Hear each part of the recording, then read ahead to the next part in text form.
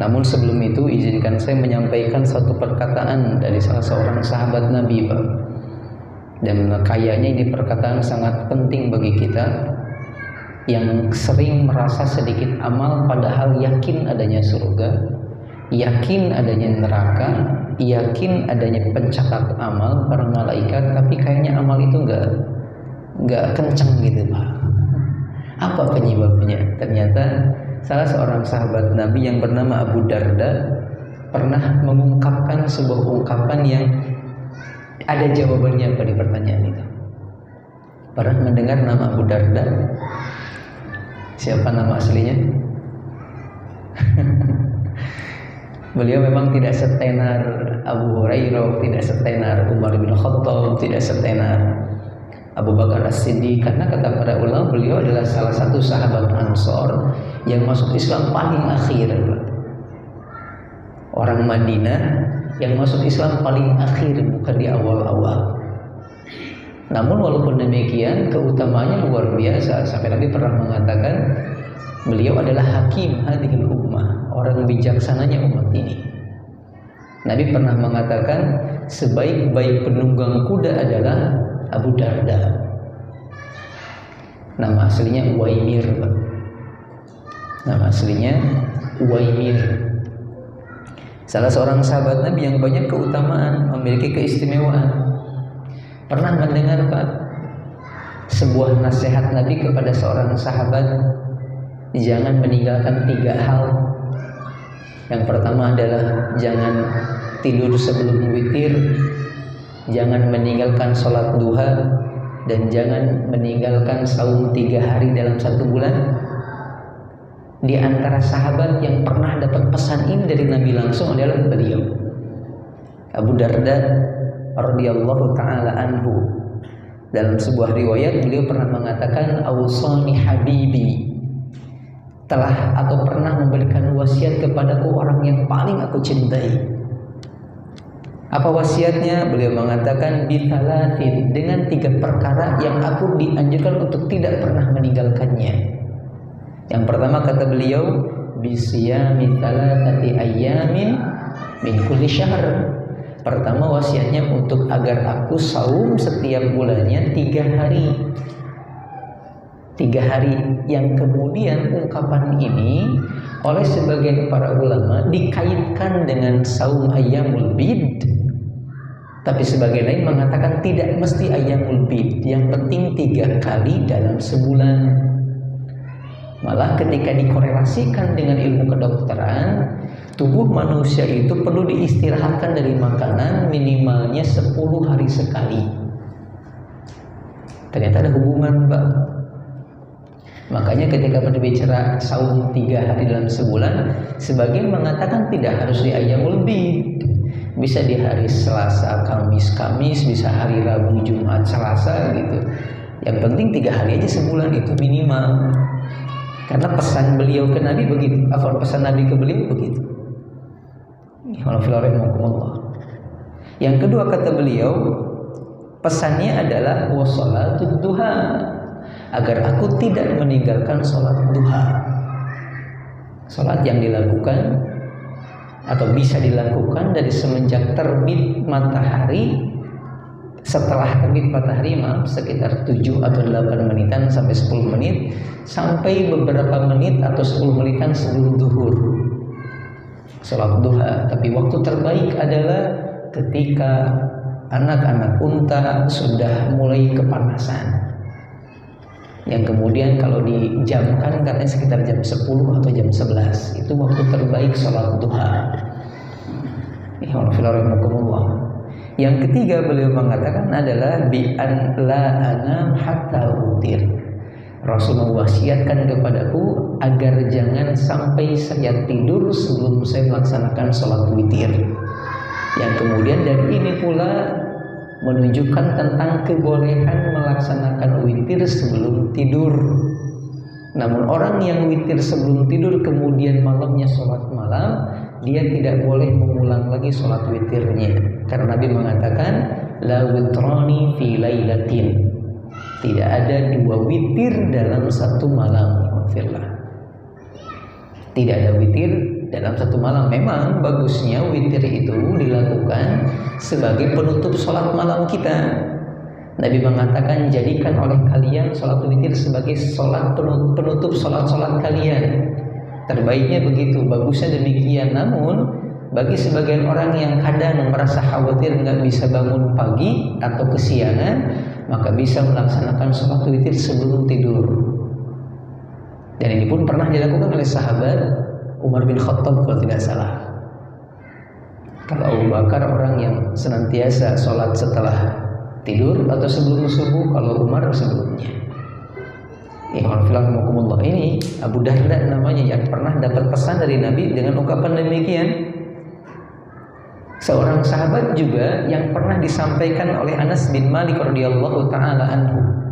Anas pernah mengatakan, matan nabiyyu alaihi salatu wassalam walam yajma' al-Quran ghairu arba'atin.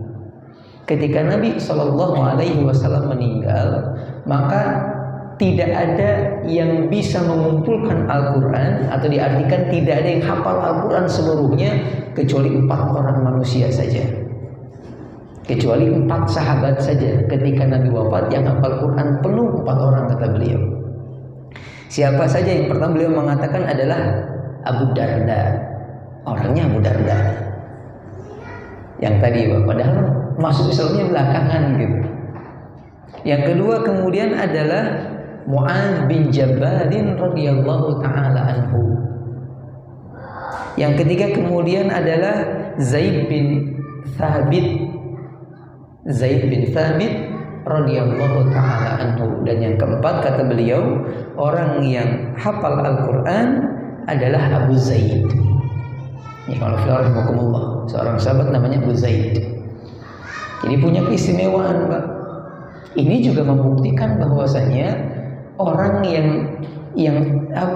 yang sebentar dengan Islam bisa saja kualitas iman dan kualitas Islamnya lebih bagus daripada orang yang lama dengan Islam. Dalilnya begitu, Pak. Artinya jangan pernah merasa saya mah udah begini, enggak, dan misal tidak ada istilah begitu. Fastabiqul khairat, ayo berlomba-lomba saja. Ini Abu Darda radhiyallahu taala anhu. Seorang sahabat yang sangat luar biasa zuhudnya.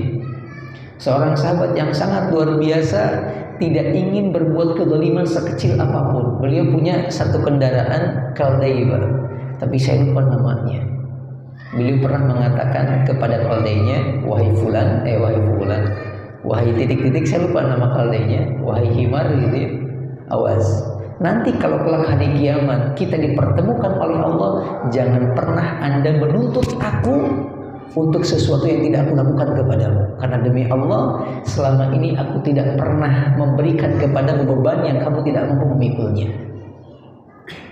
Ya Allah, itu omongan dia ke Kaldainya. Saya katanya tidak pernah selama bersama dengan Anda memikulkan kepada Anda barang-barang yang Anda nggak sanggup mikul, maka jangan nuntut saya nanti pada hari kiamat.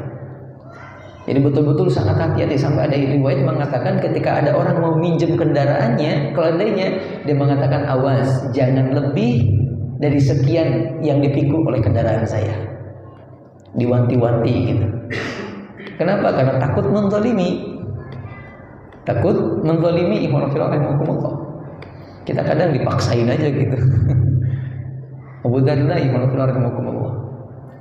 Nah, di antara perkataan yang menarik yang kemudian tadi kita katakan, hal yang perlu kita renungkan karena ini berkenaan dengan kita, orang-orang yang insya Allah yakin dengan hari kiamat, yakin dengan ancaman neraka, yakin dengan surga, tapi kok amal kayaknya pelan gitu, nggak kencang. Apa penyebabnya? Beliau mengatakan satu ungkapan, ikhwanufillah, man lam ya'rif nikmatallahi alaihi illa fi mat'amihi wa mashrabihi faqad qalla amaluhu. Barang siapa yang tidak mengenal nikmat Allah kecuali hanya sebatas pada makanan dan minumannya, maka dipastikan dia akan sedikit amalnya. Barang siapa yang tidak mengenal Allah kecuali hanya pada sebatas makanan dan minuman saja, maka akan sedikit amalnya, kata beliau rahimahullah.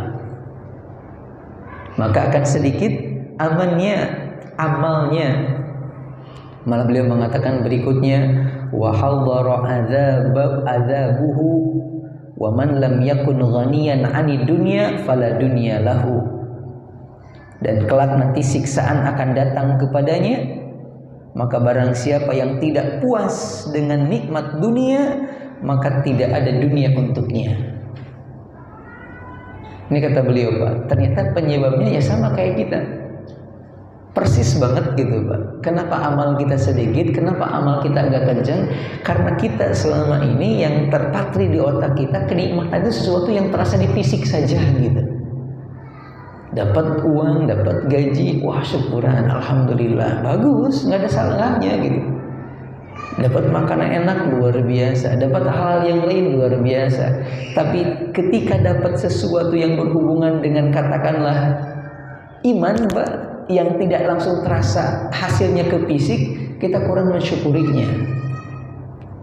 Seperti kesempatan bisa datang ke masjid, kesempatan masih bisa mendengar adzan, kesempatan ketika ada orang mengingatkan kalau kita berbuat salah harusnya begini gitu.